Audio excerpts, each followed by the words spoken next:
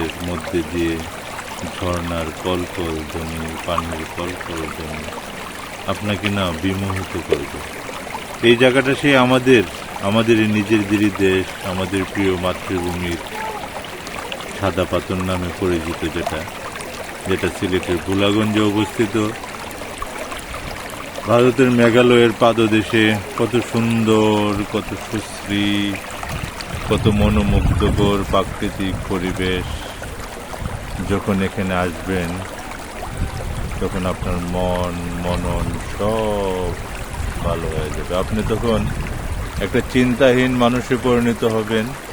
আমাদের দৈনন্দিন জীবনের এত স্ট্রেস, এত চিন্তা, এত চাহিদা, এত চাওয়া পাওয়ার যখন আমাদের শরীর এবং মনকে দগ্ধ করে, তখন আপনি যখন এখানে আসবেন অবকাশের উদ্দেশ্যে একটু সময় নিয়ে, একটু নিজের জন্য, তখন দেখবেন আপনার সেই স্ট্রেস, আপনি একটু কোলাহল মুক্ত, আপনার ব্রেনটা আস্তে আস্তে ফুল হয়ে যাবে।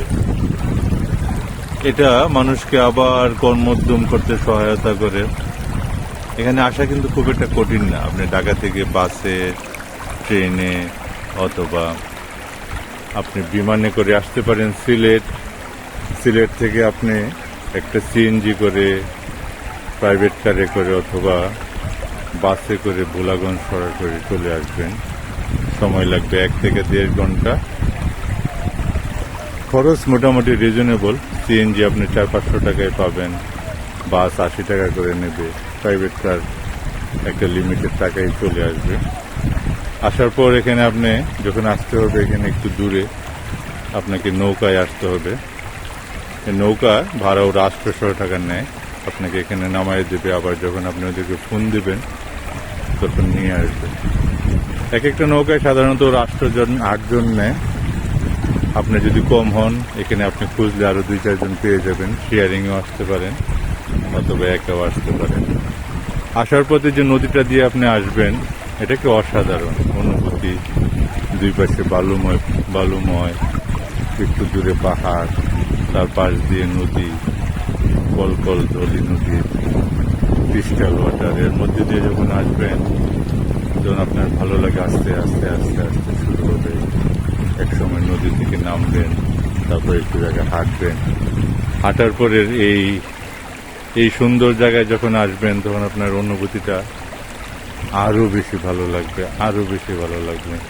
আপনাকে নিজেকে নস্টালজিয়ায় আপনি পরিণত হবেন। আসলে এভাবেই আসতে হয়, এভাবেই ঘুরতে হয়, নিজের জন্য, পরিবারের জন্য, ভবিষ্যতের নিজেকে সুস্থ রাখার মাধ্যমে। আমরা যখন আরো কর্মোদ্যমে ফিরে যাব, তখন তার প্রতিষ্ঠান, পরিবার তথা দেশের জন্যই মঙ্গল হবে। কত সুন্দর জায়গা দেখেন, দেখতেই ভালো লাগবে।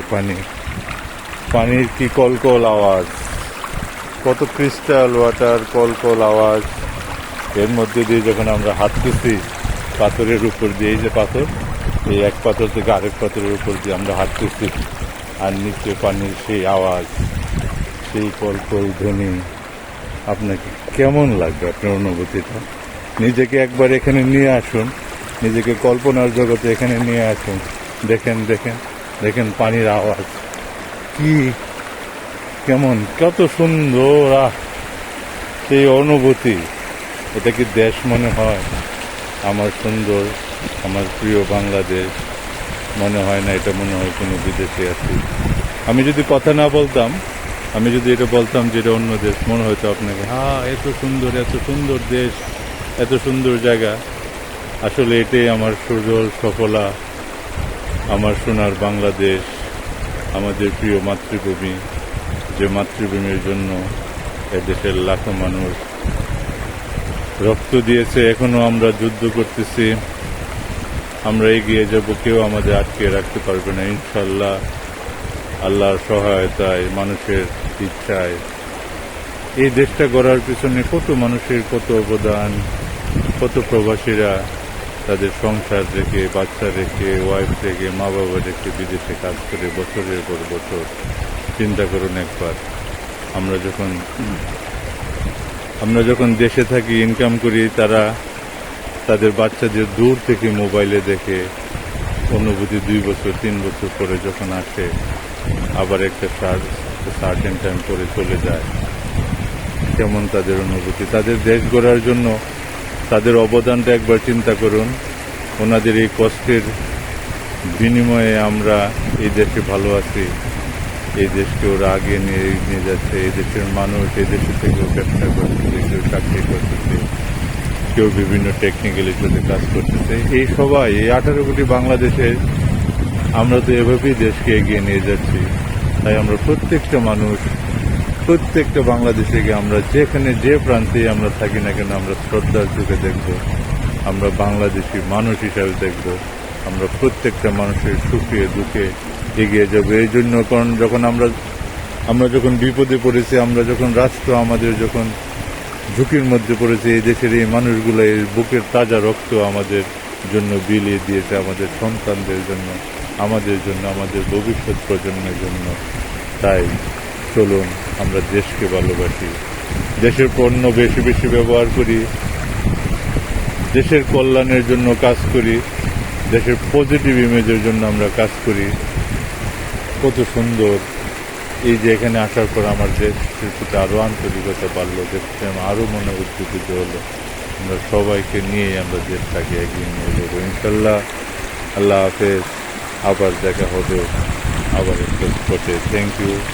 Thank you so much. দেখেন কত সুন্দর স্বর্গময় পৃথিবী, এই জায়গাটা অসাধারণ লাগছে আপনার। আল্লাহ হাফেজ, বাংলাদেশ।